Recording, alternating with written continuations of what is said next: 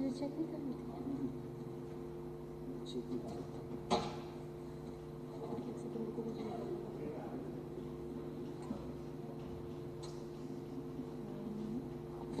पीछे नहीं हो रहा।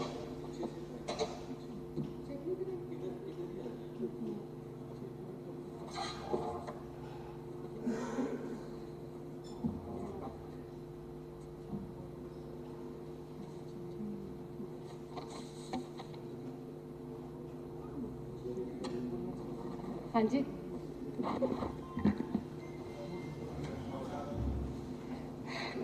जर्नैल सिंह जी, मैं आपको समय दूंगी, बैठिए, मैं समय दूंगी। हाँ जी,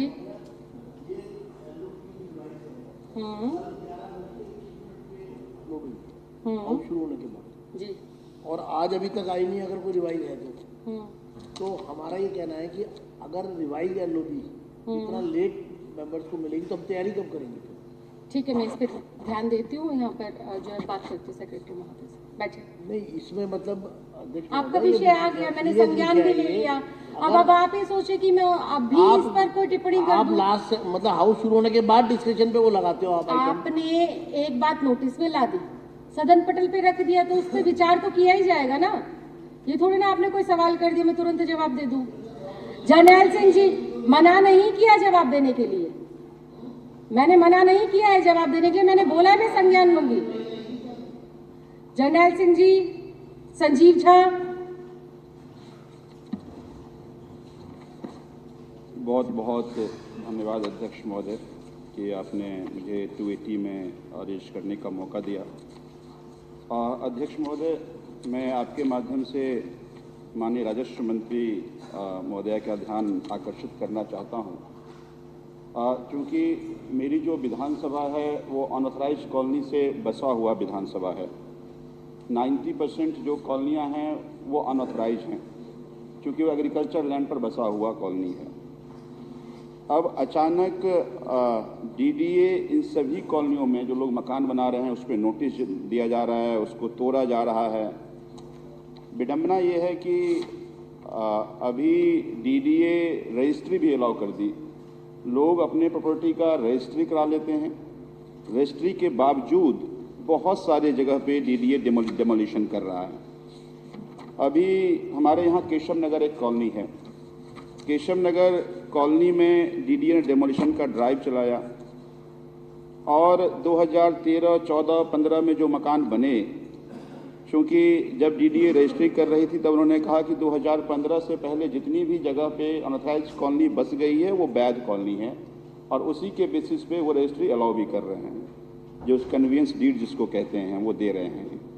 लेकिन कन्वीनियंस डीड होने के बावजूद डेमोलिशन ड्राइव किया गया। हमारे यहाँ एक व्यक्ति आर्मी में था, करगिल वॉर लड़ा था, वो रिटायर्ड होकर के आया, अपने गांव में ज़मीन बेच करके आया, यहाँ ज़मीन खरीदा और मकान बनाया और उसके मकान को डेमोलिश कर दिया गया। अब ऐसे लोग जो इतनी अपनी हार्ड अर्न्ड मनी, जो हमेशा देश की सेवा करते रहे, वो अपना मकान भी नहीं बचा सकता जहाँ रह रहा वो सुरक्षित नहीं है, तो फिर ऐसे में क्या किया जाए समझ में नहीं आता। तो इसीलिए मैं आपके माध्यम से हमारी रेवेन्यू मिनिस्टर्स को भी और आपके माध्यम से डीडी के ऑफिशियल्स को भी मैं आगाह करता हूं।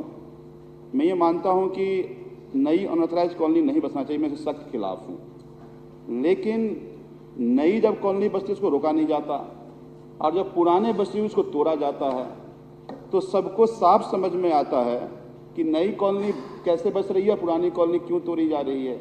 तो मसला कोई लीगल इलीगल का नहीं है, मसला फिर उसमें करप्शन का भी है।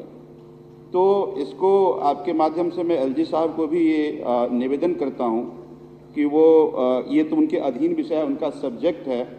कई बार वो अपने सब्जेक्ट को छोड़कर दूसरे सब्जेक्ट की बात करते हैं, अपने सब्जेक्ट पे बात नहीं करते। और मैंने ये बात एलजी साहब को मिल करके बताई थी, क्योंकि आज तो बहुत डेवलप हो गया है टेक्नोलॉजी, एआई का समय आ गया है। हम कहते हैं जितने भी वैकेंट लैंड हैं आप ड्रोन से उसका मैप ले लीजिए, उसको रेड जोन बना दीजिए ताकि कंस्ट्रक्शन ना हो, क्योंकि जब कंस्ट्रक्शन होता है शुरू होता है तो गरीब लोग मकान ले लेते हैं और फिर गरीब का घर उजड़ता है। तो इस तरह से गरीबी किसी के लिए पाप ना हो, उसके लिए अभिशाप ना हो। हम सरकार या जो भी अथॉरिटी जिसके पास ये शक्ति है वो अपनी शक्ति का दुरुपयोग ना करे, ये मैं आपके माध्यम से निवेदन करता हूं। और मुझे उम्मीद है कि आज के बाद डीडीए कोई एक प्रक्रिया बनाए जिससे नई कॉलोनी ना बसे, लेकिन जो लोग बसाए हैं 2015, 2010, 2005 में जिन लोगों ने मकान बना लिया, उनके साथ इस तरह का बर्ताव ना किया जाए, यही मैं निवेदन कर रहा हूँ। Jarnail Singh ji. Thank you speaker madam. अध्यक्ष महोदय, दिल्ली के प्राइवेट स्कूल्स में ईडब्ल्यूएस कोटा होता है, जिसमें ईडब्ल्यूएस से संबंधित परिवार के बच्चों को दाखिला दिया जाता है, ड्रॉ होता है। और मेरे को इस बात की खुशी है कि पिछले 8-10 साल में जो पहले एडमिशन नहीं हो पाते थे ईडब्ल्यूएस के बच्चों के, अब वो हो रहे हैं, पर अभी भी उसमें कुछ गुंजाइश बची है। लगातार इन पिछले कुछ दिनों से हमारे दफ्तरों में बहुत सारे पेरेंट्स आ रहे हैं जो कह रहे हैं कि हमारा ईडब्ल्यूएस में नतीजा आने के बाद भी, ड्रॉ में नाम आने के बाद भी स्कूल में एडमिशन नहीं हो पा रहा। इसके संबंध में डीडी को लिखित शिकायत देने के बाद भी कोई उपयुक्त कार्रवाई नहीं हुई। तो मैं ये निवेदन करना चाहता हूँ कि माननीय शिक्षा मंत्री कोई ऐसा प्रोविज़न करें जिससे जितने भी ईडब्ल्यूएस के नतीजे निकाले गए हैं इंश्योर किया जाए कि उन सबके एडमिशन हो जाए, और जो नहीं हुए उनको इमीडिएटली कोई अल्टरनेट स्कूल दिया जाए, ताकि समय ना निकले। किया क्या जाता है प्राइवेट स्कूलों द्वारा, कुछ प्राइवेट स्कूलों द्वारा, कि जानबूझ के बच्चों को डिले किया जाता है। 3 बच्चे जनरल के आएंगे तो 1 बच्चा ईडब्ल्यूएस का लेंगे, ऐसा कर करके कई बार वो परिवार जिनका नाम ड्रॉ में आया होता है।